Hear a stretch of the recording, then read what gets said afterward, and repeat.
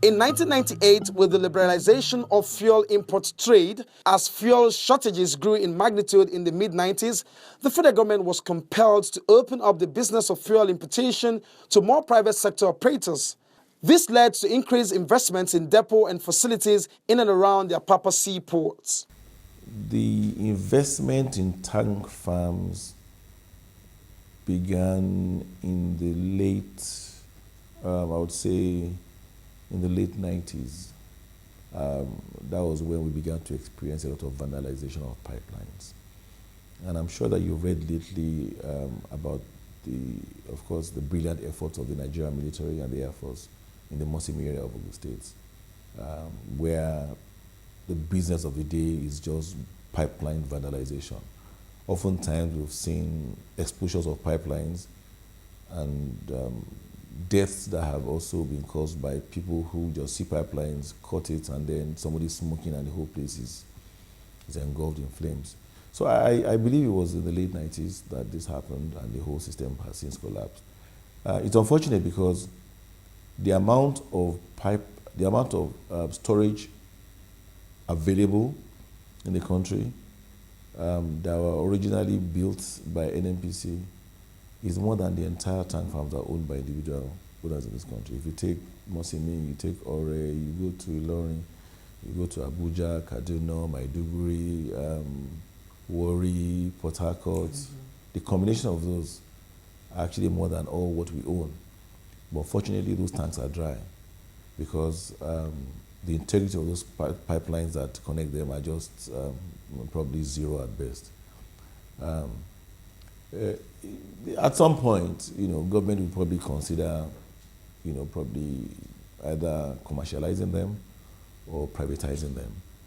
Maybe the pipelines by themselves and then the tanks by themselves. And then hopefully there might be some restoration of sanity in this sector.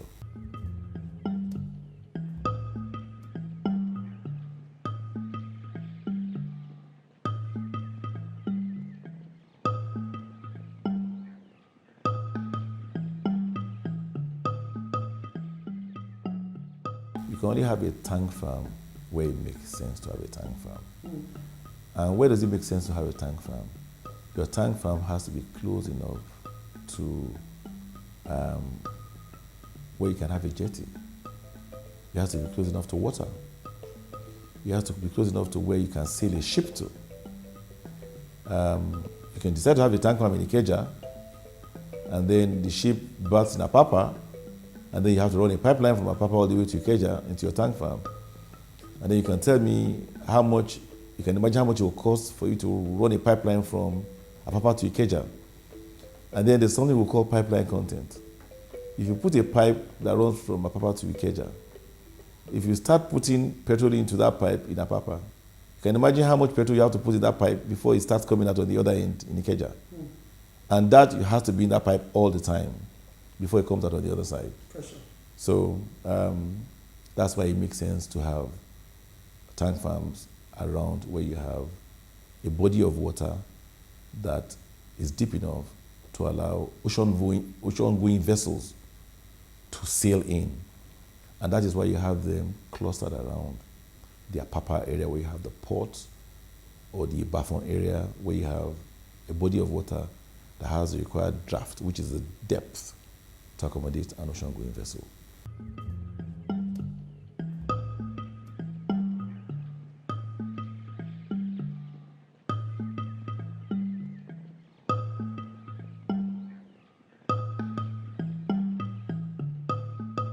As far as, of course, you see a community of people coming together, just like also, if I'm interested in car, if I have a business, like you mentioned flour mills, if I have interest in bread, you see a chain of people who are interested in bread, loaf, and all those things. You understand?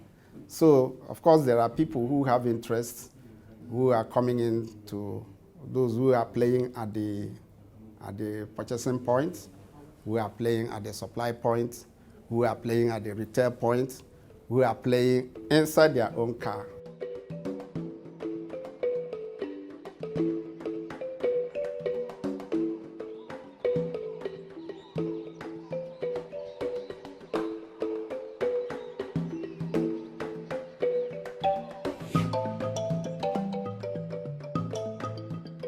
A lot goes into it.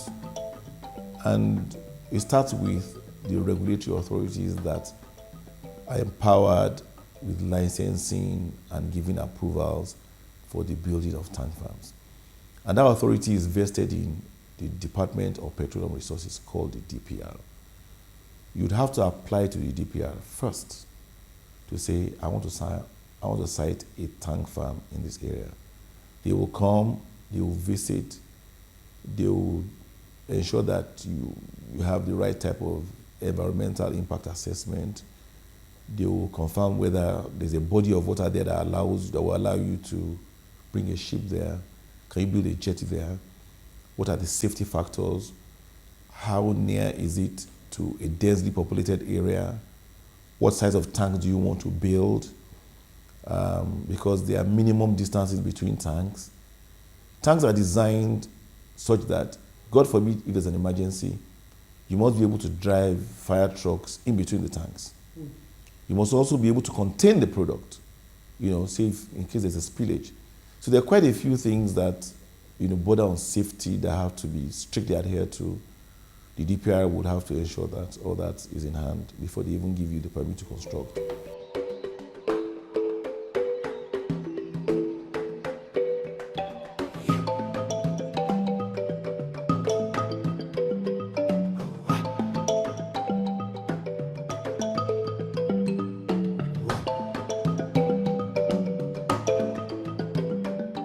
Call it a child of circumstance or smart business idea, the congregation of these oil silos, particularly in the cluster around Apapa waterfront, has become a community of considerable measure. And the investors are quick to tell you how positively impactful their presence has created and how they will remain in the fray for a long haul, despite contrary commentaries of the spillover of their business operations. When I started this business, what we would do is we would import fuel. We would discharge into Atlas Cove.